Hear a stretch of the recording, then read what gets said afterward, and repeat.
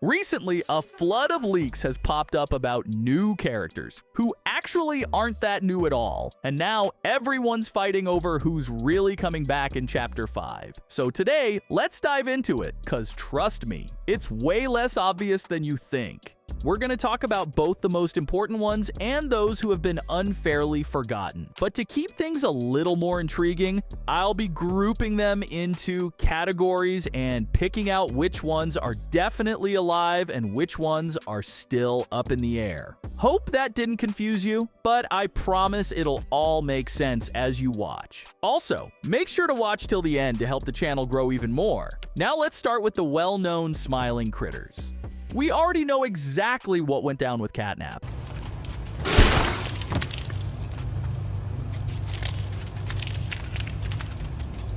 And yeah, there's a slim chance he could return, but I'm almost 100% sure there won't be some kind of epic comeback. Now, Dog Day, that's a whole different story. We all saw what happened. He got swarmed by a bunch of tiny toys that completely took over his mind. And yeah, we never actually saw him die, but after what went down, the odds of him breaking free from the mini critter's control and surviving, pretty damn low. But what he said before it all went down really got me thinking.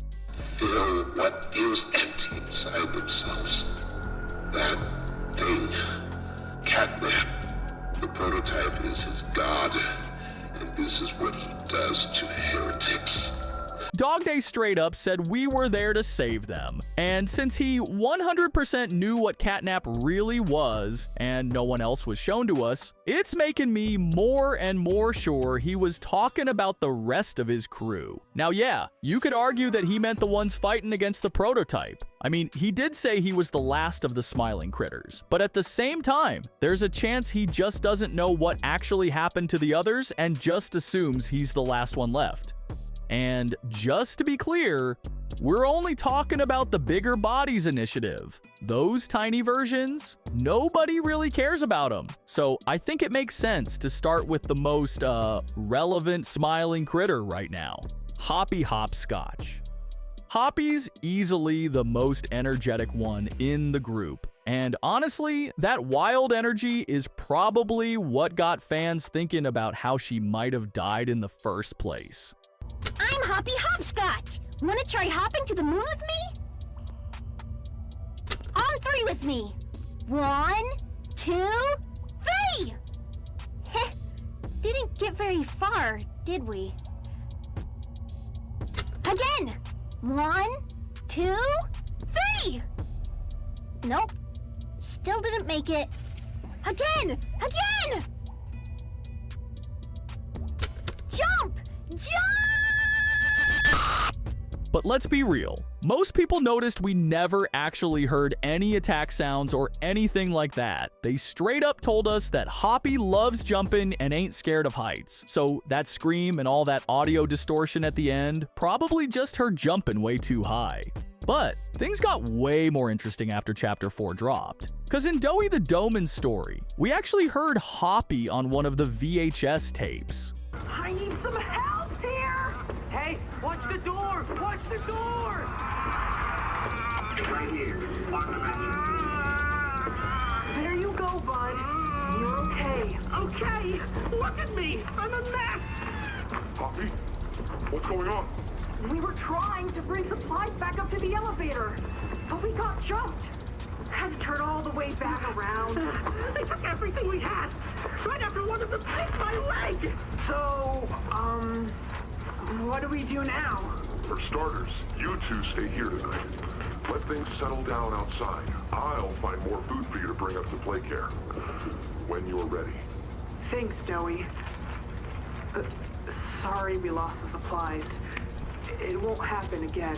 Now we know that Hoppy was in safe haven and was kinda like a food scout, but at some point something attacked them and injured her partner. Most people are pretty sure it was Prototype. After that, one of the notes straight up said that Hoppy went missing, and this is where things get real interesting. Just because she disappeared doesn't mean she's dead. If we go back to what Dog Day said, yeah, he called himself the last one, but now we can see that last doesn't necessarily mean the only survivor. It's pretty hard to say exactly what happened to Hoppy, but for some reason, I'm pretty damn sure Prototype had something to do with it.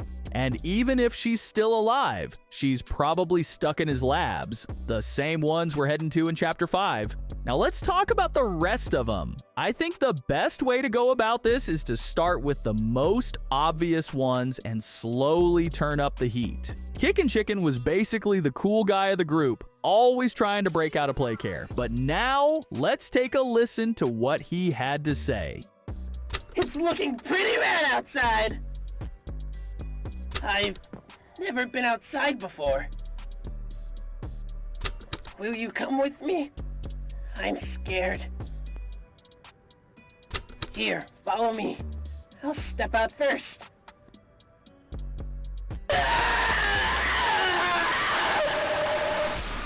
I don't think this even needs much explaining.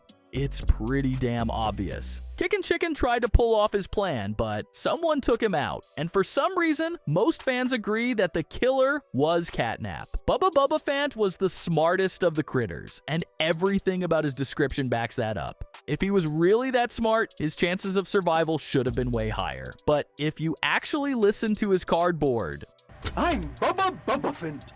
Hey, I remember you. An elephant always remembers. Want to know what I remember about you?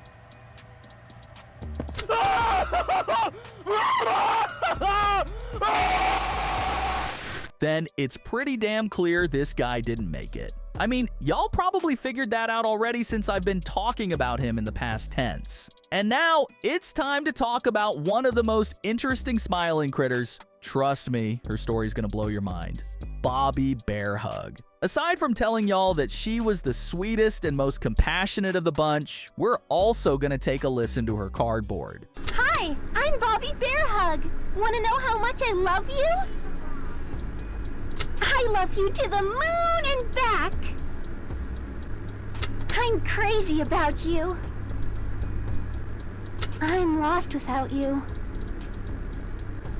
I've been lost a long time.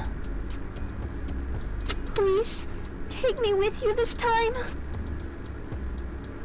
You won't leave me, will you?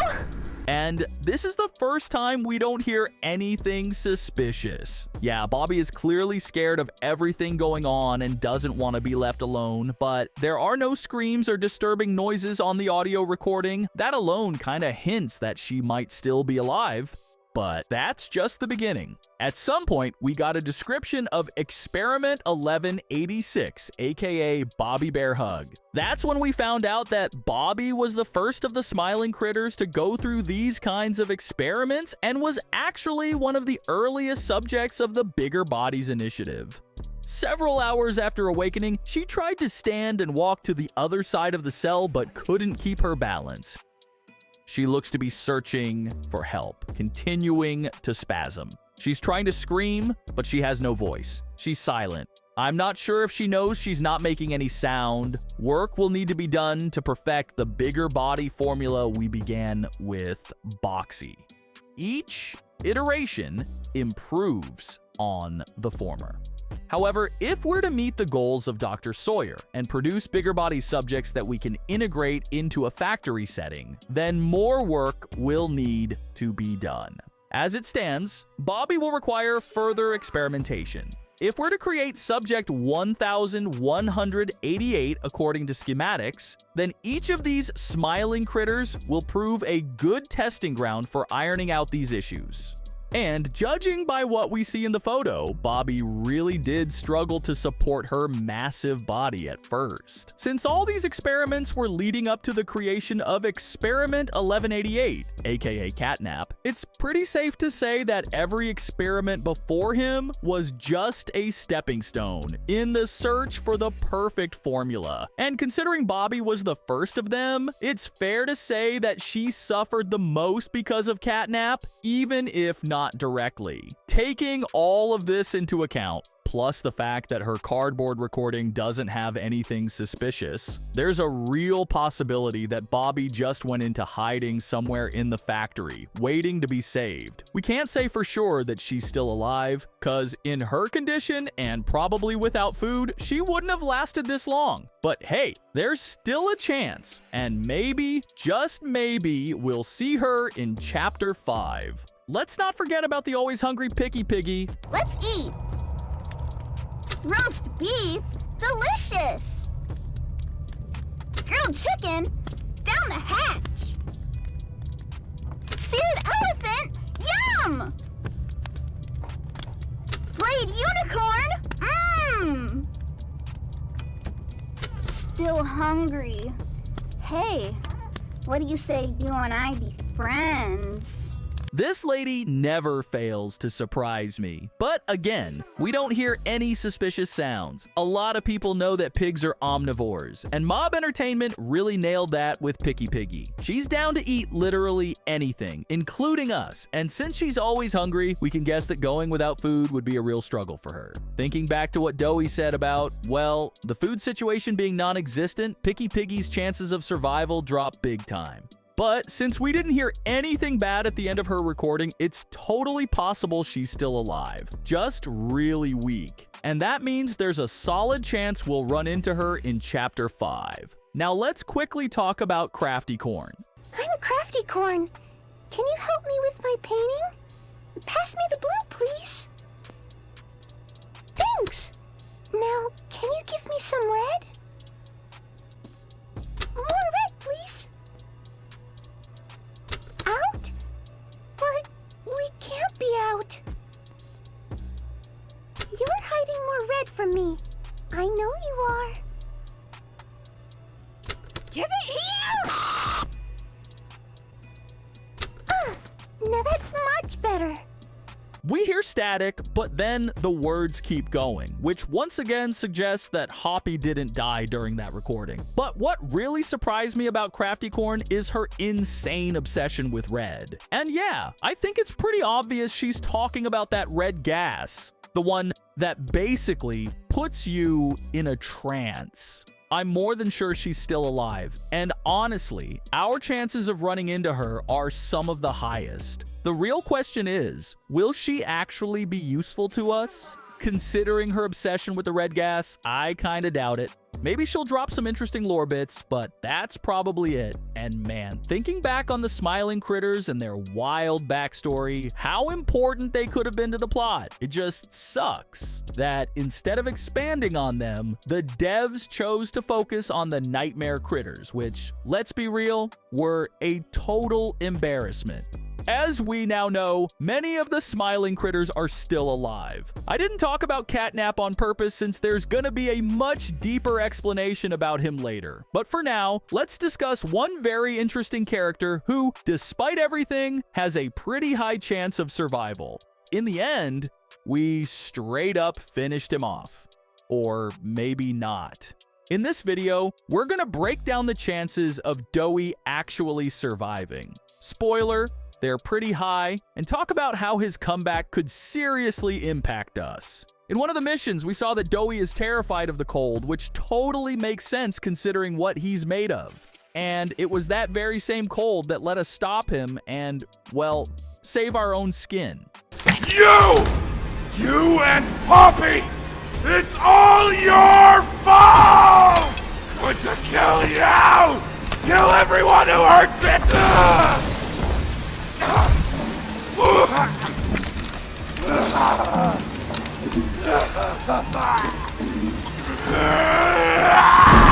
Can't trust anyone! The gentle voices lie! You lie! I'm trying to be better, to be who they needed. Not smart enough, not good enough, not...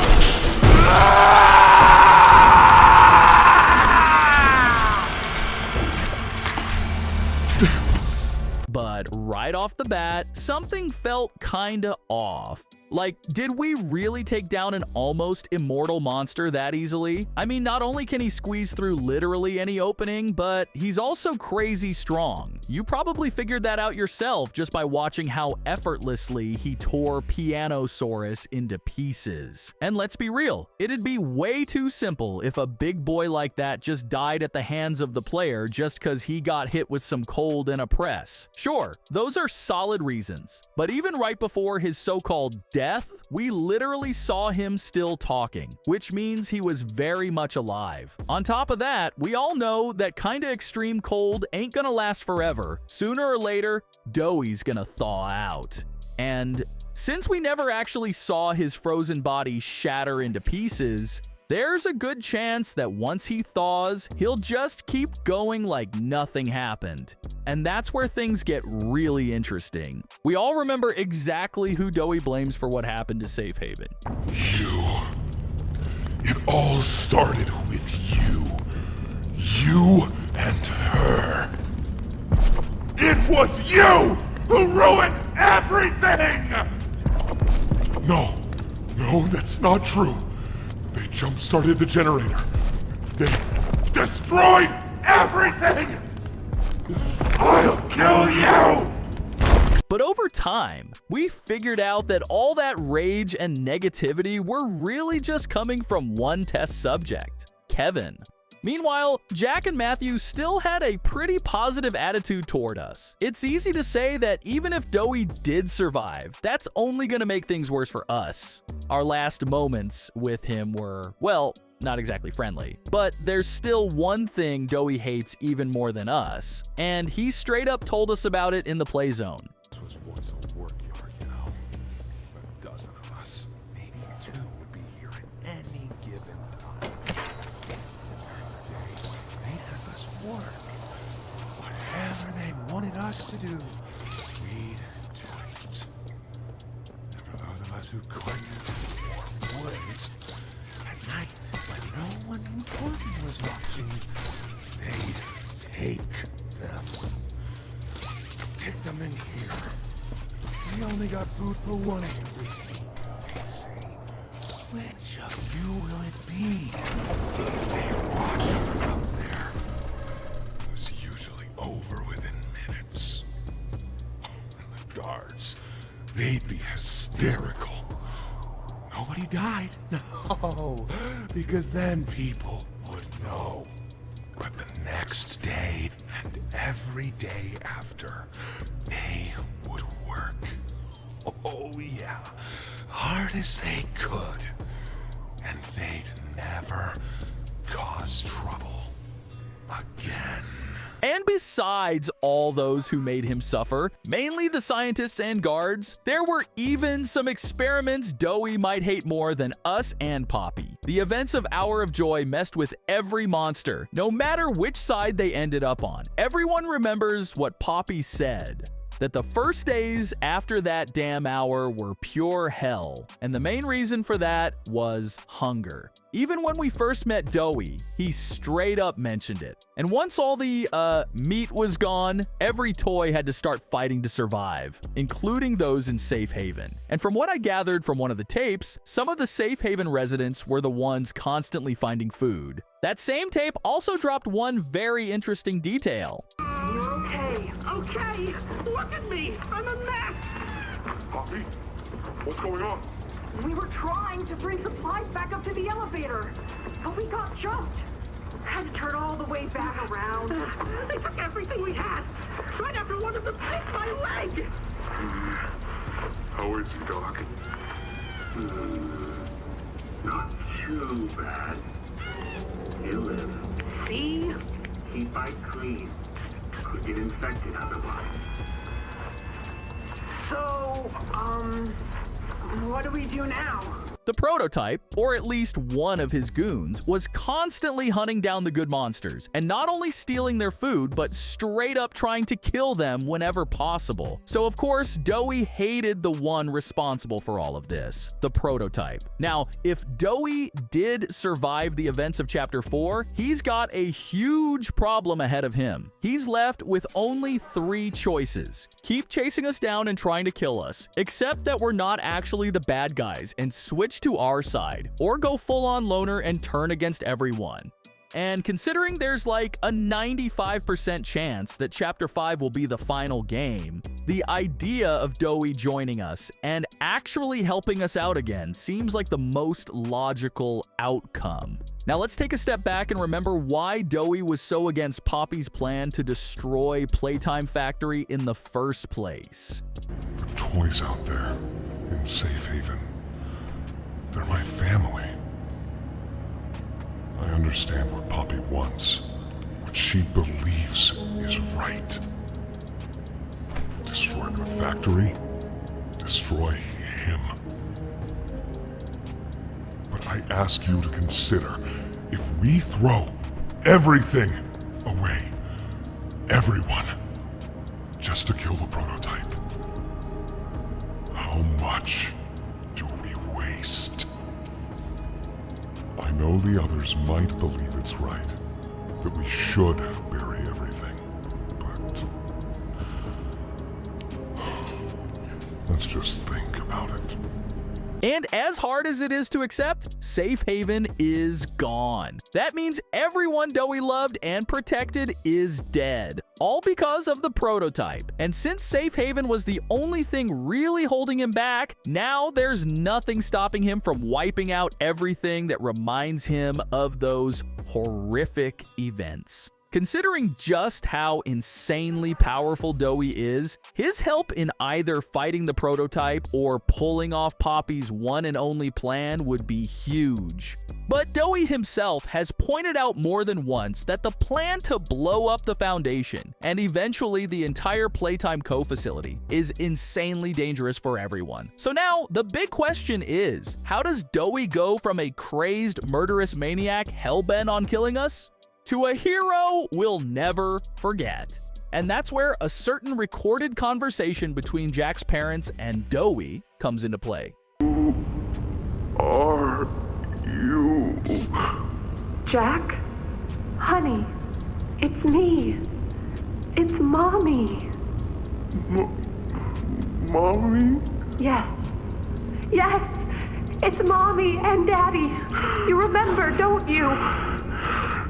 Leave me alone.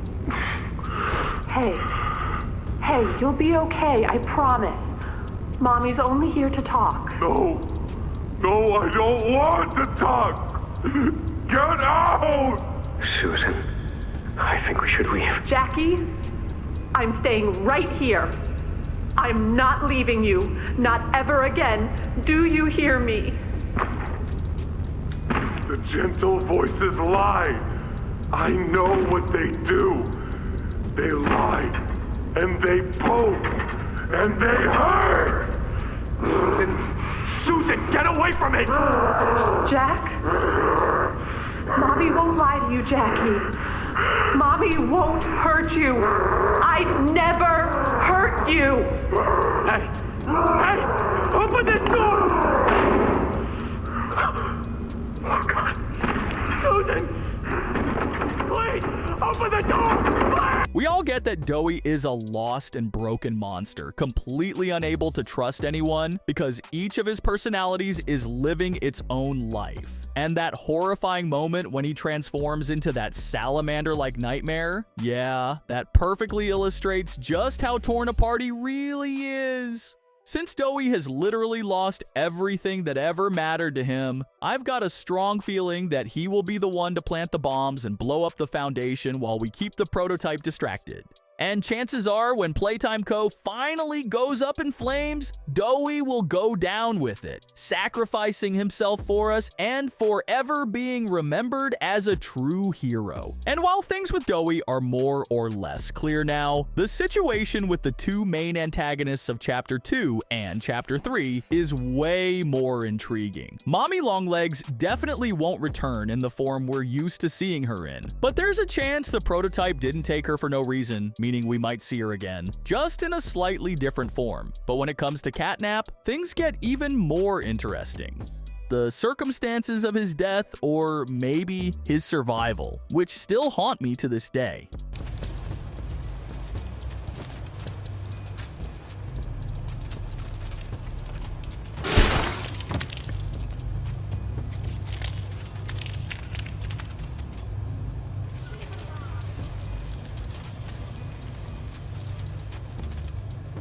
Take note of how this so-called incident unfolded. At first glance, it seems like the prototype's claw pierced Catnap's head completely, and it looks pretty obvious, but this is mob entertainment we're talking about. They're capable of anything, as we saw with Huggy. But take a closer look. Now, once more, the prototype's claw hits precisely the center of Catnap's mouth. And despite the blood, you can clearly see that no vital organ, specifically the brain or the arteries carrying blood from the neck, has been damaged. This makes it quite possible that Catnap survived, and as a result, his return in Chapter 5 is very likely. I know this might sound crazy, but you remember we're dealing with the prototype and his labs. And as always, I'm waiting for your thoughts in the comments. Who do you believe has the highest chance of survival, and who would you love to see in Chapter 5?